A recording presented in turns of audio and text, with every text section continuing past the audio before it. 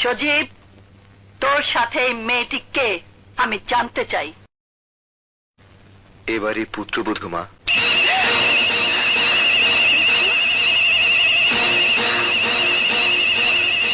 পুত্রবধূ এই বাড়ির? সজীব, আমি আবারও জিজ্ঞেস করছি, বল কে এই মেয়ে? বললাম তো মা, আমার স্ত্রী, তোমার বৌমা। বউয়ের মুখটা একটু দেখি। সজীব, ঘোমটাটা সরা।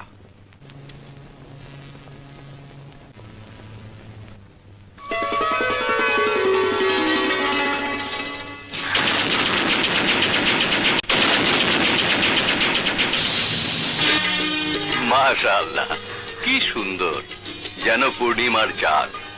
গায়ের রং তো কাঁচা হলুদের মতো। চুপ করো। সালমা, তোর ছেলে আমাদেরকে এভাবে অপমান করবে আমি ভাবতেও পারি না। ওহ নো মা, এতে সজীবের কোনো দোষ নেই। গ্রামের কিছু গরিব ঘৃণিত মানুষ আছে যারা ছেঁড়া কাঁথায় শুয়ে লাখ টাকার স্বপ্ন দেখে। এই মেয়ে, তুমি যদি ভেবে থাকো তোমার সেই স্বপ্ন পূর্ণ হবে, তাহলে বলবো তুমি খুব বোকা। তোমার মতো ছেলে ধরার ব্যবসা করা মেয়েরা কোনোদিন কারো বউ হতে পারে না। এখানে অভিজাত সম্মানীয় মেহমানদের দিকে তাকালেই বুঝতে পারবে তোমার শরীরের এই পোশাক এই মাহফিলে বড়ই বেমানান। তোকে দেখেই মনে হয় অসভ্য, ছোট লোক, নষ্টা মেয়ে।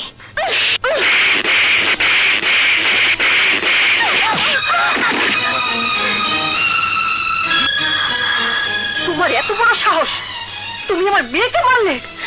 যে মেয়ে আরেকটা মেয়ের সম্পর্কে ভালো করে না জেনে নষ্টা মেয়ে বলতে পারে, তাকে মারার জন্য কোনো সাহসের দরকার হয় না। কি এত বড় কথা? সজীব, তুমি এসব দেখো চুপ করে আছো? শুধু দেখে নয়, শুনেও চুপ করে আছি। কারণ যেসব কথা আপনার মেয়ে উচ্চারণ করেছে তার জবাব এর চেয়ে সুন্দর হতে পারে না। ওকে ওকে সজীব, তোমার বউ সবার সামনে আমার গায়ে হাত তুলেছে, চড় মেরেছে। আমিও বলে যাচ্ছি, এই চড় আমি সবার সামনে তোমার বউকে ফিরিয়ে দেব। This is my promise. চলো মা। এই মেয়ে, এক ছোট লোকের বাচ্চা, খবরদার, আমাকে ছোট লোকের বাচ্চা বলবেন না। আমার বাবা ছোট লোক নয়, আমি আপনার পুত্রবধূ।